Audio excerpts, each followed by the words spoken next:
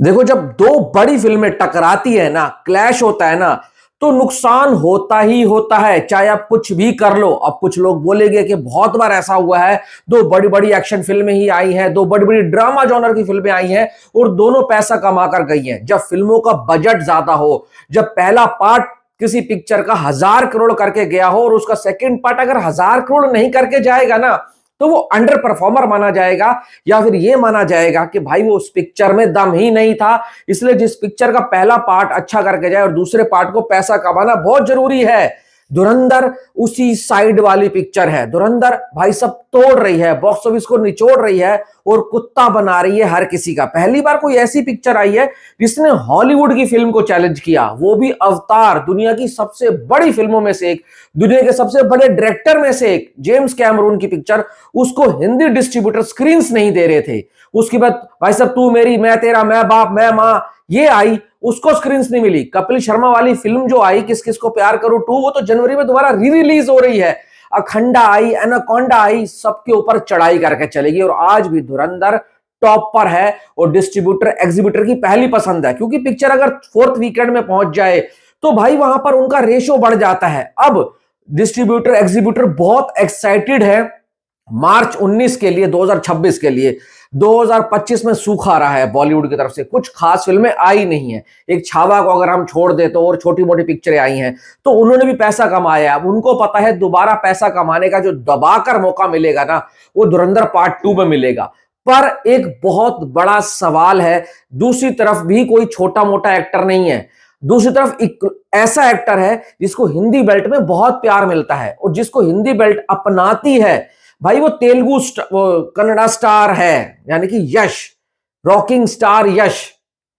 उसको अपनी लैंग्वेज से ज्यादा ना हिंदी बेल्ट की ऑडियंस प्यार करती है। KGF 1, KGF 2 सबसे बड़ा एग्जाम्पल है और उनको देखकर ऐसा लगता है कि वो है ही नहीं साउथ के, वो बॉलीवुड के ही हैं। क्योंकि हमेशा से हिंदी फिल्म इंडस्ट्री के लिए या हिंदी ऑडियंस के लिए वो पहली पसंद रहे हैं। तो भाई उनकी भी टॉक्सिक आ रही है। पर यहां पर यश के लिए सबसे बड़ा चैलेंज होगा कि हिंदी मार्केट में स्क्रीन्स लेना बहुत मुश्किल होने वाला है। मैं बता रहा हूं, जितना आप लोग समझ रहे हैं उससे कहीं ज्यादा मुश्किल होने वाला है।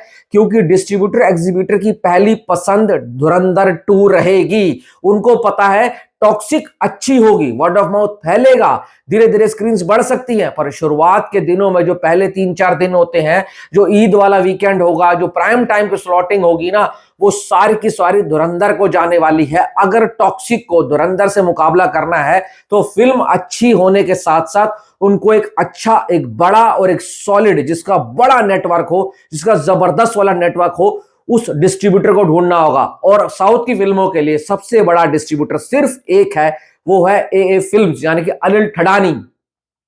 उसके अलावा कोई भी ऐसा डिस्ट्रीब्यूटर नहीं है जो भाई टॉक्सिक को धुरंधर के सामने ठीक ठाक एक रिस्पेक्टेबल स्क्रीन दिलवा दे।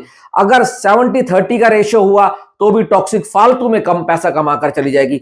कम से कम नहीं तो 40-60 का रेशियो होना चाहिए, तो ही टॉक्सिक हिंदी बेल्ट में टक्कर देगी। और आपको पता है KG चैप्टर 2 जब आई थी ना, तो हिंदी से 400 से ऊपर कमाकर गई थी। और अगर आप भाई साहब कन्नड़ा सिनेमा, कन्नड़ा इंडस्ट्री की देखो, वहां बेंगलोर साइड में, कर्नाटका में, तो 160-165 करोड़ रुपए कमाया था।